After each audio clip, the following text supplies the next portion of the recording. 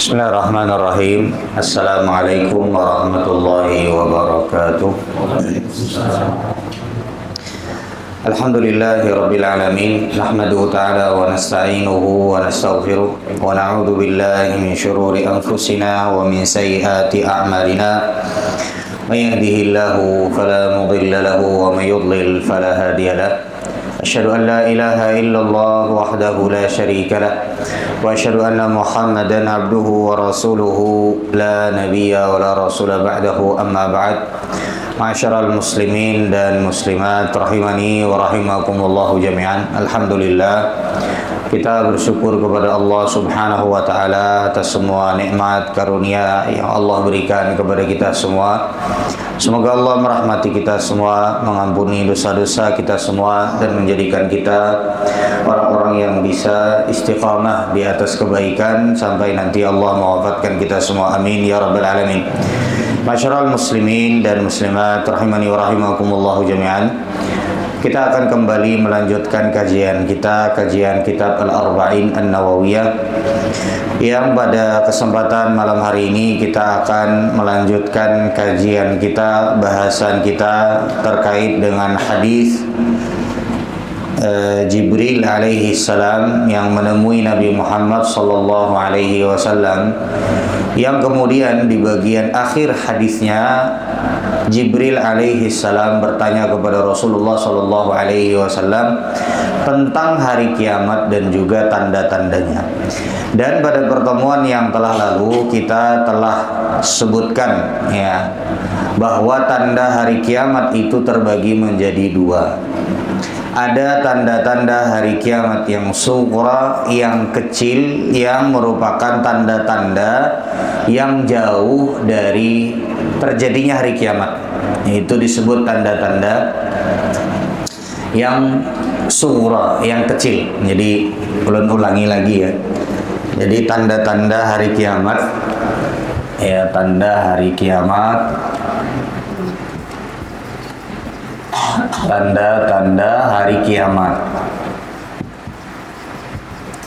Kiamat itu pasti ya mas kalian, ya, tapi tidak ada dari makhluk Allah yang tahu kapan terjadinya hari kiamat.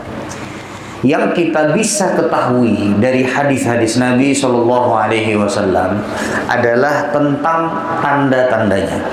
Dan tanda-tanda ini ya harusnya ketika kita mengetahuinya bukan justru dampaknya itu negatif. Seperti dampak negatifnya itu adalah misalnya kita bermalas-malasan dalam beramal, atau misalnya justru malah tidak mencari nafkah lagi karena parak sudah hari kiamatnya, artinya kada hendak begawi lagi, tidak bersemangat menjalani hidup. Nah, tidak seperti itu.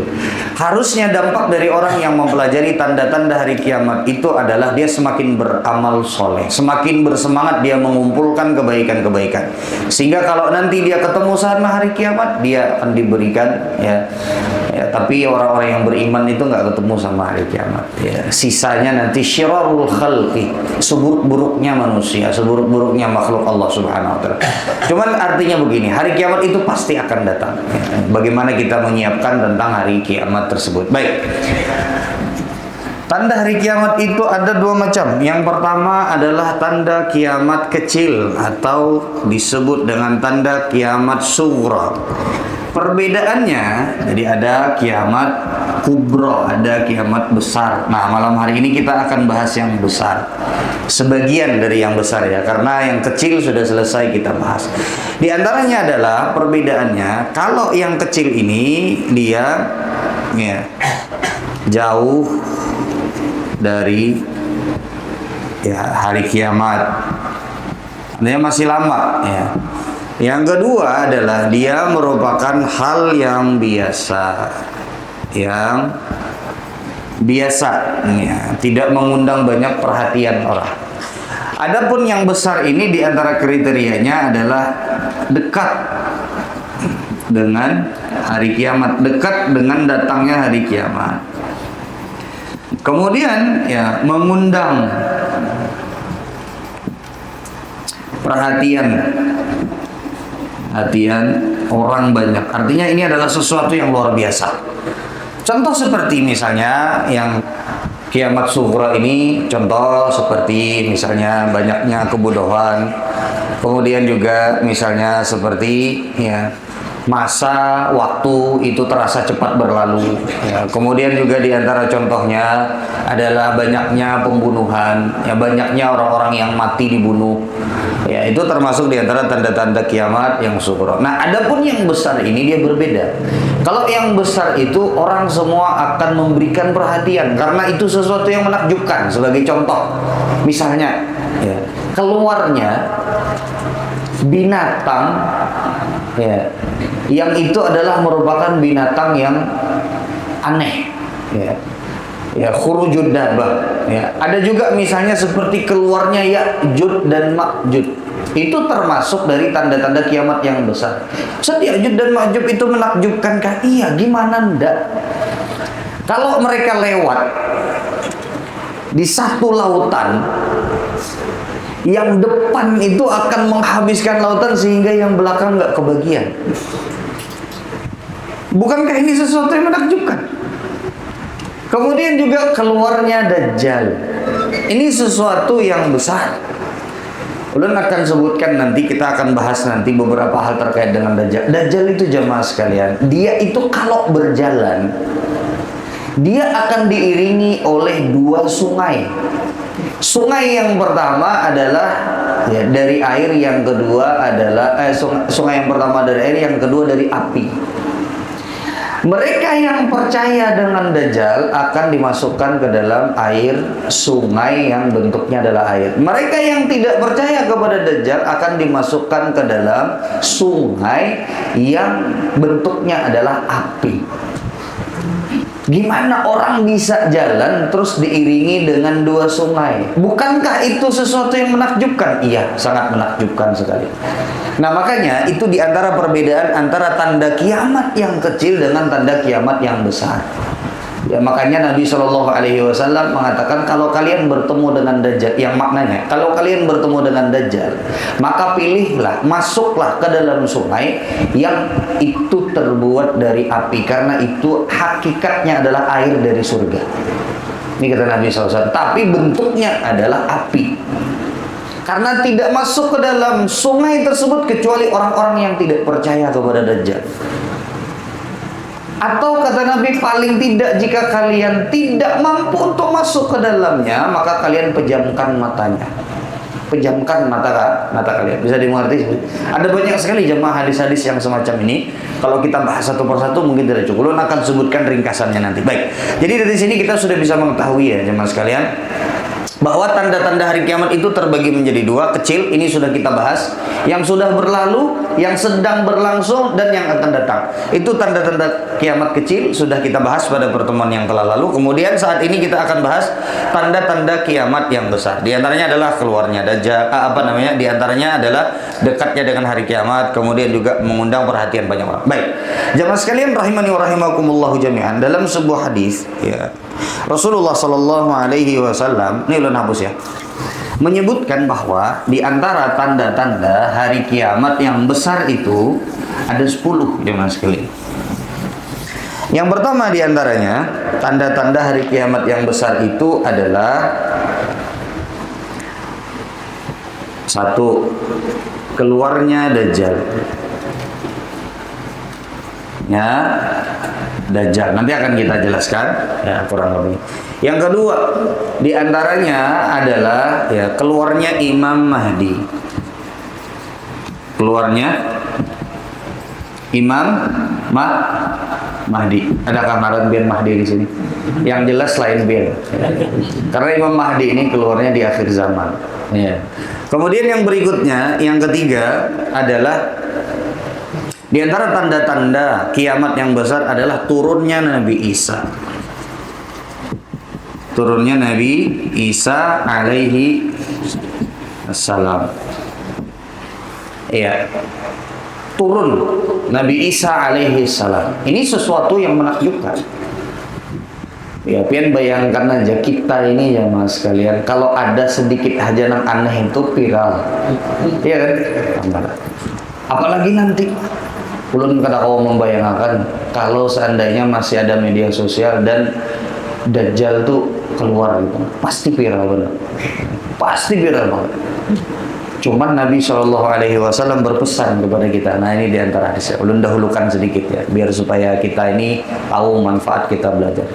Jadi Nabi Shallallahu Alaihi Wasallam itu Pak menyebutkan, kalau kalian mendengar tentang Dajjal, bukan yang sekarang ya kita belajar bukan, tapi kalau kalian mendengar tentang Dajjal, kalau Allah takdirkan, ya, dan semoga kita tidak bertemu dengan Dajjal ya, karena berat sekali jemaah sekali, berat sekali. Kalau kita nanti lihat bagaimana dan apa yang fitnahkan oleh Dajjal, ini berat banget ya. Kata Nabi SAW, kalau kalian bertemu dengan Dajjal, maka hendaklah kalian menjauhinya. Tidak usah datang buat nonton. Dajjal Anda keluar viral, jangan didatangi. Karena belum tentu kita bisa melewati dan bisa selamat dari syubhat dan fitnahnya. Karena luar biasa besar. Nanti akan kita sebutkan. Kemudian yang berikutnya adalah ya keluarnya Ya'juj dan Ma'juj. Ya. 4. Keluarnya Ya'juj dan Ma'juj. Ya'juj dan Ma'juj. Yang kelima, ya diantaranya adalah ya ada tempat. Jadi begini. Ini kita satukan aja. Ada tempat yang ditelan bumi, hilang begitu saja, ditelan bumi. Ini ulun ringkas. Ya, ada tempat yang ditelan bumi, hilang. Ya, ini kita jadikan seperti ini saja.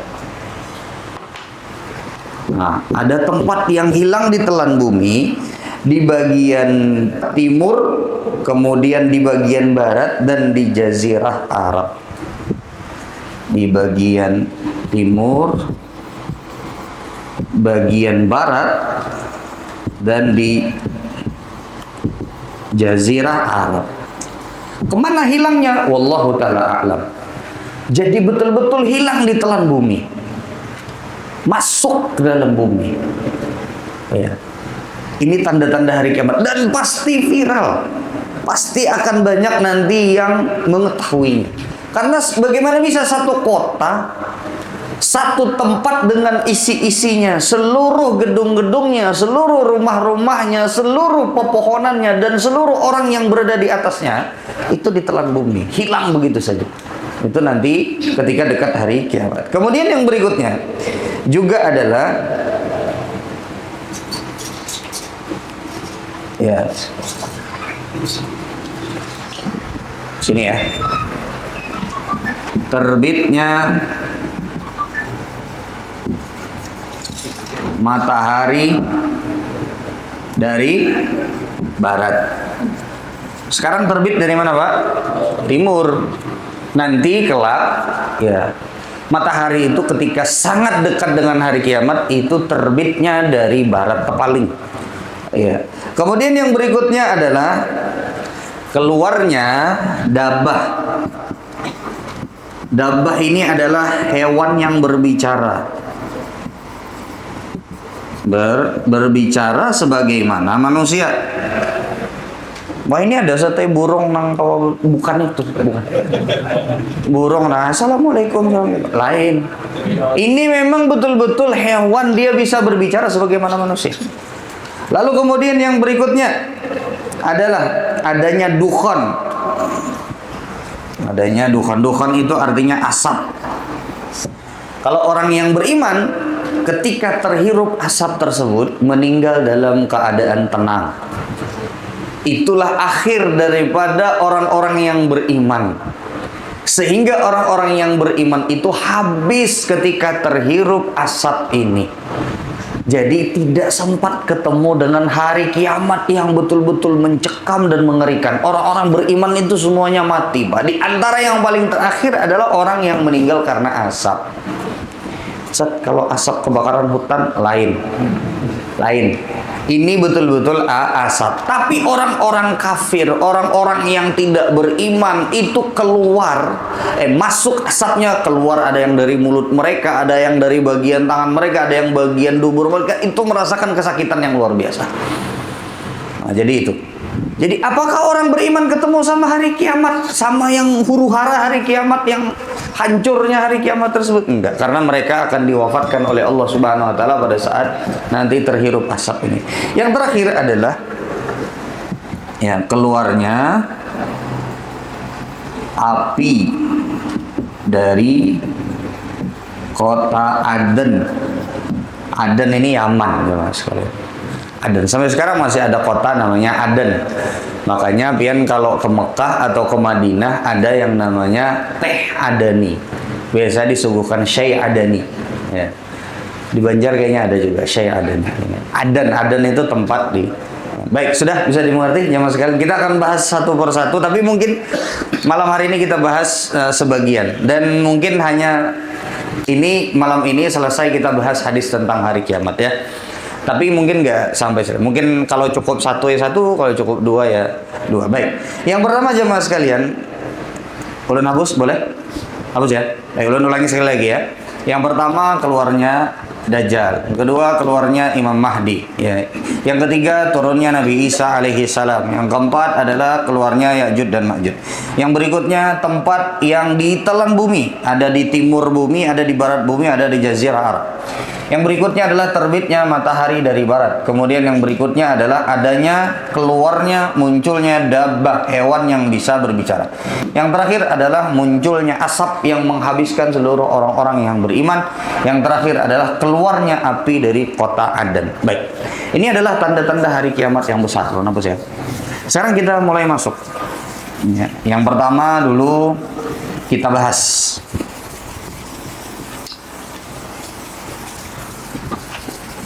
Ya.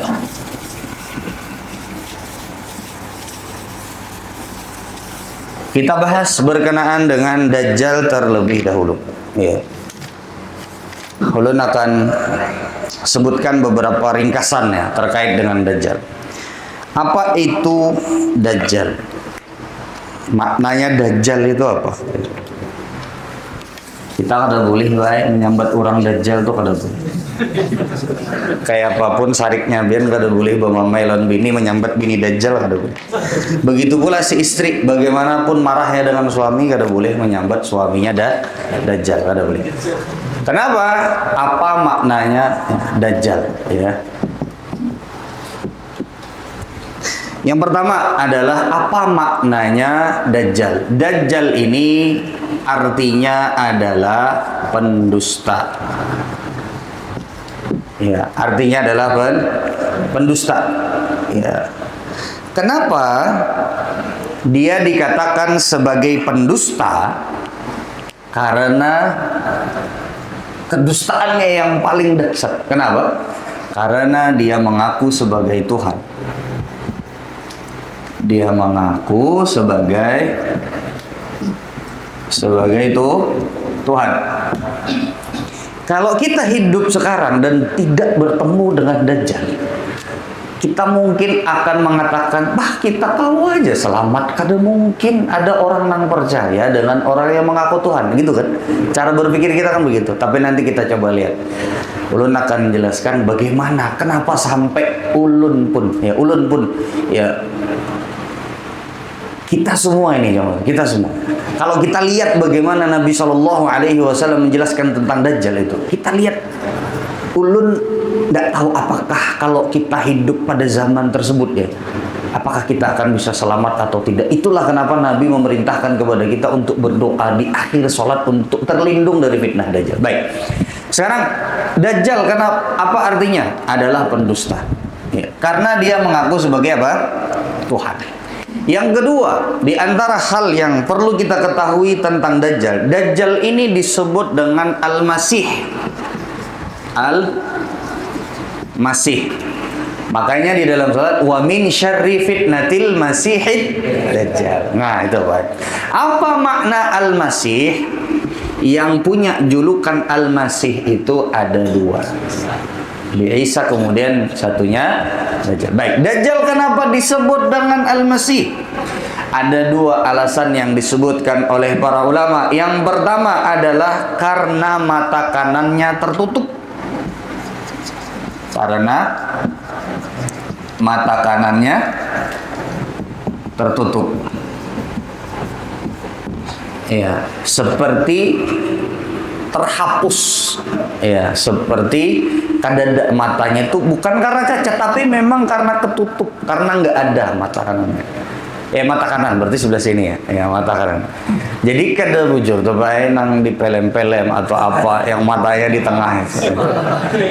Dia ada tapi memang tertutup matanya. Ya. Yang kedua, alasan kenapa sampai Dajjal itu disebut dengan Al-Masih, karena Dajjal itu ya berkeliling dunia. Berkeliling dunia, tidak ada tempat kata Nabi Shallallahu Alaihi Wasallam yang tidak didatangi Dajjal. Semua di seluruh dunia. Ya. Bahkan Queen nih, ini Queen lah. Ini didatangi juga kita. Semua, kecuali cuma 2 tempat saja, Mekah dan Madinah. Itu saja. Semua kayak di Banjar. Atau hendak di mana lagi, Hulu Sungai, dimanapun kita bersembunyi, dia akan mendatanginya.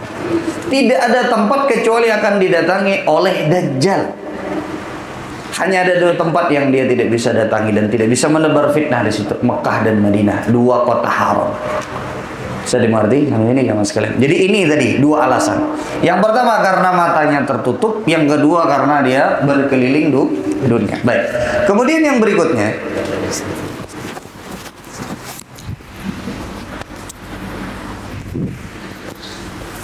Kemudian yang berikutnya adalah dari mana dia muncul?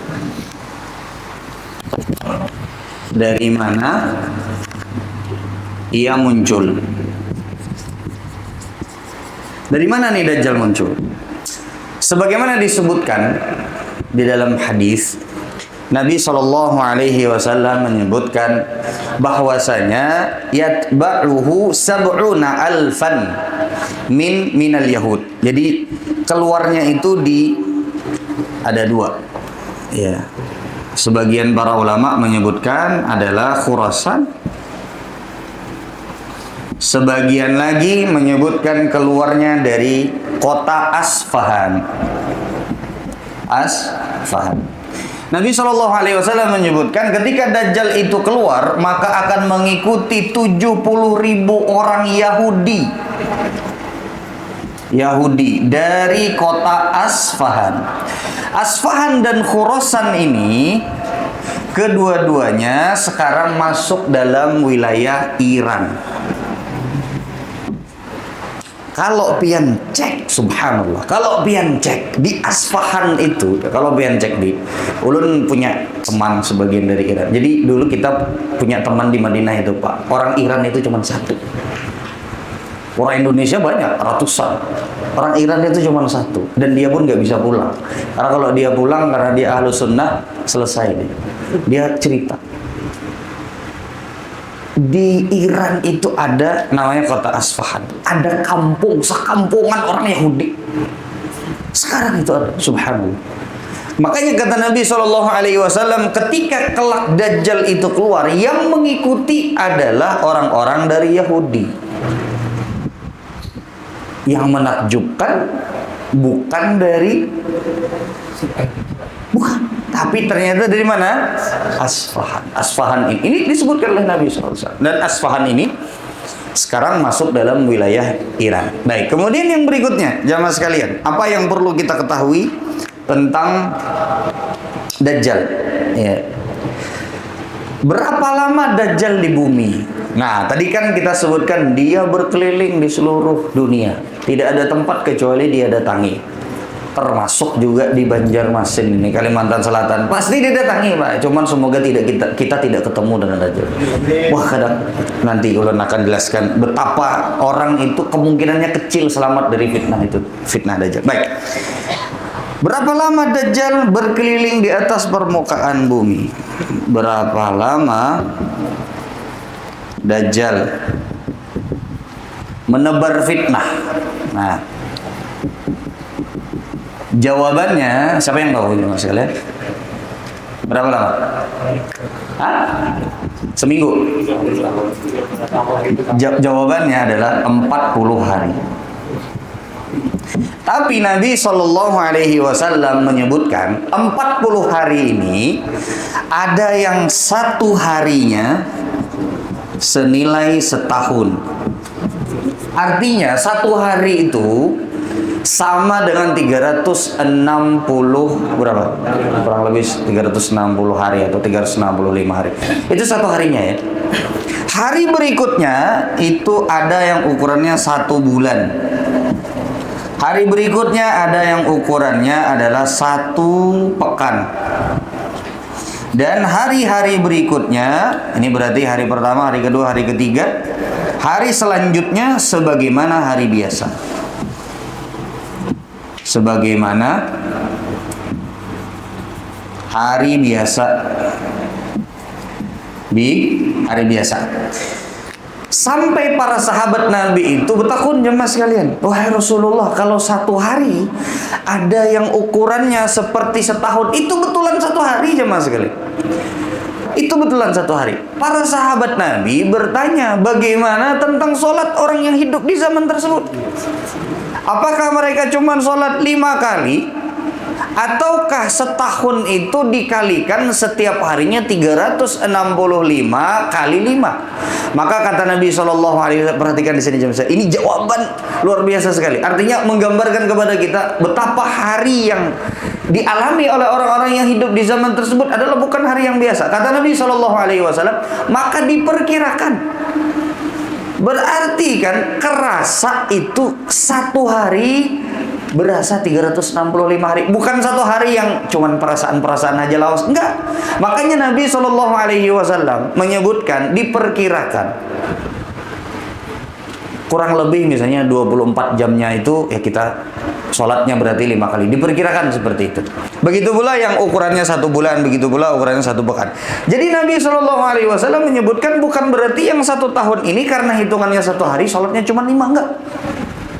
Tapi 365 dikalikan berapa? Kalikan 5. Itu menunjukkan bahwasanya pada hari tersebut yang 1 hari pertama kali turun Dajjal ini lama banget.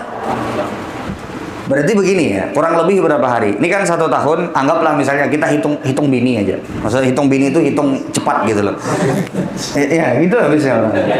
Ya, anggaplah misalnya 365 tambah 30 ya kan? Ini 1 bulan kan?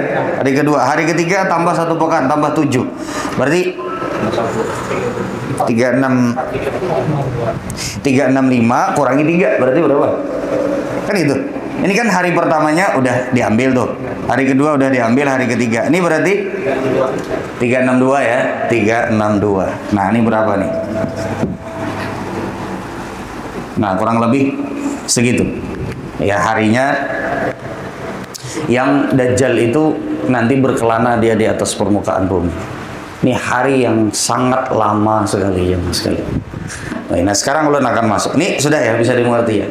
Kalau ya nah 40 hari aja setumat aja bisa kada sampai ke Banjar sampai. Karena dia akan bergerak sebagaimana angin. Saking cepatnya dia. Dia bergerak sebagaimana angin, tiba-tiba muncul di satu tempat, tiba-tiba berpindah lagi ke tempat yang jauh dengan perpindahan yang sangat cepat sekali. Sudah bisa dimengerti? Mas sekalian? Baik. Ini ulun hapus ya. Kemudian yang berikutnya, boleh ulun hapus ini? Boleh. Intinya jamaah sekalian, yang pertama adalah Dajjal itu apa maknanya? Maknanya adalah pendusta. Hal paling dia dustakan terhadap dirinya adalah karena dia mengaku sebagai Tuhan. Ya. Yang kedua adalah Dajjal itu punya julukan Al-Masih. Al-Masih itu disematkan kepada Dajjal karena yang pertama mata kanannya tertutup, yang kedua adalah karena dia bisa berkeliling dunia. Yang kedua adalah dari mana ia muncul? Para ulama menyebutkan dari Khurasan, dan yang lebih kuat adalah dari Asfahan. Sebagaimana disebutkan di dalam hadis Nabi SAW, yatba'uhu sab'una alfan min Yahud. Maka akan diikuti ketika Dajjal itu keluar, Yahudi akan orang-orang Yahudi 70.000 orang akan mengikutinya dari kota Asfahan, dan saat ini orang Yahudi sudah banyak di kota Asfahan. Baik. Kemudian berapa lama dia keluar? Dia cuma keluar 40 hari, tapi 1 hari pertamanya hitungannya serasa 1 tahun dan betul-betul hitungan 1 tahun. Yang kedua adalah 1 bulan, yang ketiga 1 pekan, yang berikutnya adalah sebagaimana hari yang biasa. Baik. Kemudian yang berikutnya jemaah sekalian.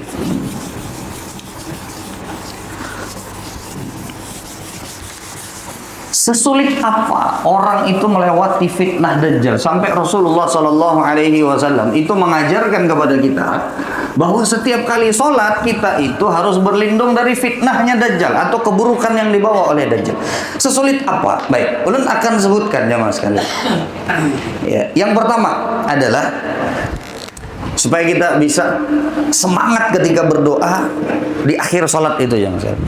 Yang pertama, Dajjal itu bisa menurunkan hujan. Semua yang ini di sini yang disebut semua atas izin Allah ya. Tapi ketika Allah Subhanahu wa taala mengizinkan itu terjadi atas perintah Dajjal, itu menunjukkan betapa besarnya ujian Dajjal tersebut. Ya, jangan dikira ini kita menyebut ada yang bisa menurunkan hujan selain Allah. Enggak, semuanya atas izin Allah. Tapi bayangkan kalau ada orang yang bisa melakukan hal-hal yang nanti akan kita sebutkan. Betapa orang-orang itu pasti akan percaya kepada dia. Kemungkinan besar orang akan percaya. Baik. Yang pertama, Dajjal itu bisa menurunkan hujan. Menurunkan apa jemaah sekalian? Hujan. Pian bisa bayangkan kalau ada orang di satu kampung, satu tempat, sudah lama paceklik, sudah lama tidak turun hujan, tiba-tiba Dajjal datang kemudian dia turunkan hujan. Merinding kita jamaah sekalian. Tiba-tiba dia bisa turunkan hujan. Bagaimana orang-orang yang di situ di tempat tersebut ketika menyaksikan hujan itu turun sesuai dengan perintah Dajjal?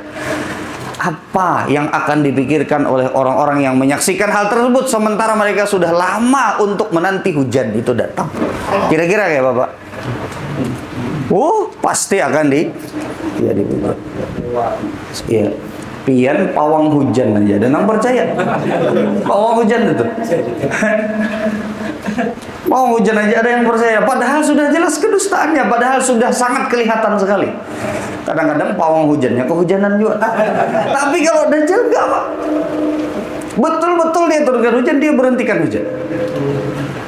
Yang kedua, di antara termasuk dari fitnah Dajjal adalah Dajjal itu setiap kali datang ke satu tempat, apabila tempat tersebut percaya dengannya, maka dia menjadikan tanah yang tandus menjadi subur. Menjadi subur. Ternak yang kurus menjadi gemuk. Pian bisa bayangkan, kalau ada orang di satu kampung, ternaknya kurus-kurus, kemudian tanahnya tandus, tiba-tiba Dajjal datang, dirubah semuanya menjadi sesuai dengan impian orang-orang di kampung tersebut. Kalau mereka percaya kepada Dajjal, semuanya dirubah menjadi yang hijau, dirubah menjadi pemandangan yang indah. Dan ternak yang kurus-kurus, ontanya, sapinya, kambingnya, semuanya jadi gemuk dan menghasilkan. Kalau pian sebagai seorang petani, kalau pian sebagai seorang peternak, bayangkan kalau itu terjadi pada kita. Tapi sebaliknya, kalau ada kampung tempat yang tidak percaya kepada Dajjal, meskipun subur, dibikin tandus sama dia. Ternak-ternaknya dibikin kurus sama dia. Wah, itu Pak. Kemudian yang berikutnya, di antara ini, kalau ini terjadi pasti viral. Sebagaimana disebutkan oleh Nabi Shallallahu Alaihi Wasallam adalah bahwasanya Dajjal itu bisa mengeluarkan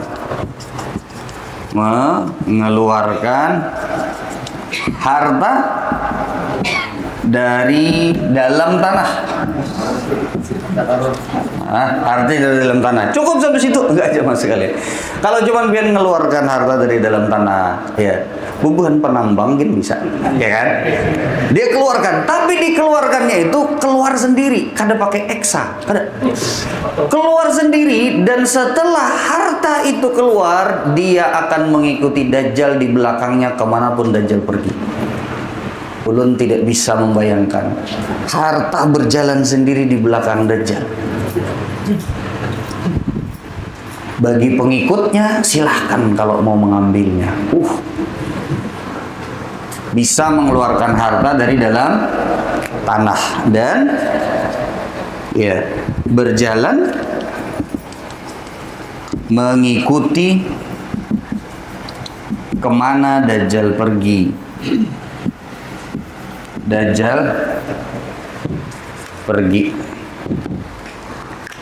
Pian kawala membayangkan ada orang yang berjalan di belakangnya, ada emas, ada perak yang mengikutinya, kemudian ada perhiasan-perhiasan, dan itu dia keluarkan dari dalam tanah. Subhanallah. Semoga Allah menjauhkan kita jemaah sekalian dari bertemu Dajjal. Belum tentu kita selamat jemaah sekalian. Kemudian juga di antara ya yang disebutkan ya di dalam hadis adalah Dajjal itu ya digambarkan menghidupkan orang mati. Orang mati. Sebagaimana disebutkan di dalam hadis bahwasanya Dajjal itu jemaah sekalian, ya, dia berbicara, dan ini disaksikan oleh banyak orang. Dajjal itu habis ya? Sudah? Oke. Jadi Dajjal itu dia ngomong sama salah seorang Arab Badui. Ada seorang Arab Badui yang dia ini adalah seorang yang sangat merindukan kedua orang tuanya. Tapi kedua orang tuanya sudah meninggal dunia. Lalu kemudian dia katakan kepada Arab Badui tersebut, "Aku akan hidupkan kedua orang tuamu." Lalu didatangkanlah syaitan, kemudian menyerupai dan berbentuk kedua orang tuanya. Lalu syaitan tersebut yang berbentuk kedua orang tuanya mengatakan, "Ittabi'uhu, ikutilah dia, fa innahu rabbuka, karena sesungguhnya yang di depanmu yang menghidupkan kami ini adalah Tuhanmu." Kayak apa coba sih? Tahukah kita kalau itu syaitan? Tahunya kita orang yang sudah lama mati itu hidup. Kan begitu. Lalu kemudian mengatakan bahwasanya ikutilah dia, berimanlah kepadanya karena dia adalah Tuhanmu. Apalagi ilmu di akhir zaman itu sangat sedikit. Sebagaimana disebutkan oleh Nabi SAW, ya, Allah mengangkat ilmu dari permukaan bumi ini dengan mewafatkan orang-orang yang berilmu. Artinya, orang-orang yang berilmu, yang menyebarkan ilmu, yang tahu tentang hakikat Dajjal, kelak itu sedikit. Jadi kalau sudah ada kejadian seperti itu, kira-kira orang yang hidup dan menyaksikan pada saat itu, apakah akan menolak atau beriman? Kira-kira aja. Apalagi kalau yang menyaksikan adalah tetangga-tetangganya. Ini nih, maka sudah lawas mati misalnya. Nah, hidup pulang misalnya. Seperti itu jemaah sekalian. Baik, kemudian juga diantaranya adalah, jadi Dajjal itu, ya tadi sebagaimana yang kita sebutkan, Dajjal itu selalu bersama dua sungai. Ya. Kemana-mana itu selalu bersama dua sungai. Ya, bersama dua sungai ini, ya, yang satunya bentuknya adalah air, tapi hakikatnya itu bukan air. Orang-orang yang percaya kepada Dajjal akan dimasukkan ke dalam sungai yang bentuknya air, terlihat seolah seperti menyegarkan. Adapun orang-orang yang tidak percaya kepada Dajjal akan dimasukkan ke dalam sungai yang bentuknya adalah api dan mati di sana. Bisa dimengerti sampai sini jemaah sekalian? Baik. Kalau kita lihat ya jemaah sekalian, fitnah Dajjal itu ini diantaranya saja. Satu, dia bisa menurunkan hujan. Yang kedua, tanah yang tandus menjadi subur, ternak yang kurus menjadi gemuk. Yang ketiga, bisa mengeluarkan harta dari dalam tanah dan berjalan mengikuti kemana Dajjal pergi, di belakangnya dia mengikuti. Yang berikutnya adalah menghidupkan orang yang mati, sebagaimana tadi kita sebutkan. Yang keempat adalah bersama dua sungai, yang satu terbuat dari air, yang satu terlihat seperti air, yang satunya lagi terlihat seperti api. Yang begini aja nih jamaah sekalian, kalau sampai nih kita keluar dari kajian malam hari ini masih kadeta baca lagi doa di akhir sholat, itu kelewatan. Itu luar biasa. Fitnah Dajjal itu luar biasa. Sudah bisa dimengerti ya mas sekalian? Baik. Kemudian yang berikutnya yang ingin kita jelaskan tentang Dajjal. Boleh lo hapus ya? Boleh ya? Baik.